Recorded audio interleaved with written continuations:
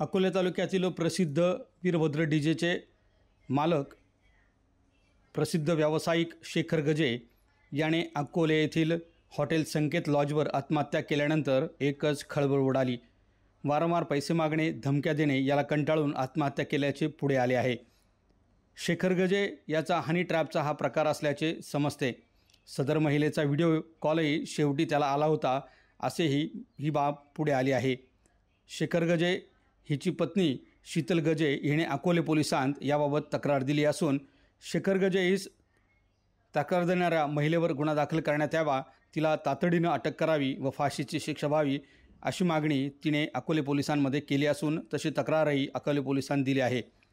असे न झाल्यास तिने अकोले पोलीस ठाण्यासमोर आपल्या मुलाबाळांसह आमरण उपोषण करण्याचा इशाराच अकोले पोलिसांना दिला आहे। पत्नी शीतल गजे हिने अकोले पोलिसांत तक्रार दिल्यानंतर एकच खळबळ उडाली असून हा हनी ट्रॅपचा प्रकार असल्याचे समजते।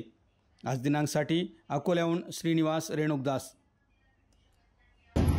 हर्षल वीरभान गजे हिच्यावर आम्ही 2 दिवस झालेले गुन्हा दाखल करू नये पोलीस प्रशासन त्यावर काही प्रक्रिया करीत नाही, प्रोसिजर चालू नाहीये त्यांची, तिचा शोध नाही घेऊ राहिले। तिला जर उद्या अटक किंवा फाशीची शिक्षा नाही झाली तर उद्या पोलीस स्टेशन समोर माझे 2 पोरं, मी आणि माझ्या घरचे सगळे आत्मदहन करणार आहे। यासाठी सर्वस्व पोलीस प्रशासन जबाबदार आहे। हर्षल वीरभान गजे हिने माझ्या नवऱ्याला पैशाचा वारंवार त्रास देऊन तिने माझ्या नवऱ्याला आत्महत्यास प्रवृत्त केलेला आहे। मी 2 दिवस झाले माझ्या नवऱ्याचा मयत होऊन त्यांनी तरी पोलीस प्रशासनाने त्यांच्यावर काही कारवाई केलेली नाही, ना तिला अटक केली ना तिचा शोध घ्यायला सुरुवात केलेली आहे। तिला जर शोध न घेतला, तिची अटक नाही केली तर मी उद्या मी 5 वाजेपर्यंत किंवा उद्याचा दिवस जाऊन परवा सकाळपर्यंत मी माझ्या दोन्ही पोरांसह पोलीस स्टेशनला जाऊन आत्मदहन करणार आहे। त्यांनी माझी एक मागणी, त्यांनी तिला अटक करून तिला फाशीची शिक्षा द्यावी, नाहीतर मग माझ्या पोरांसह आणि माझ्यासह मी तिथे जाऊन आत्मदहन करणार आहे।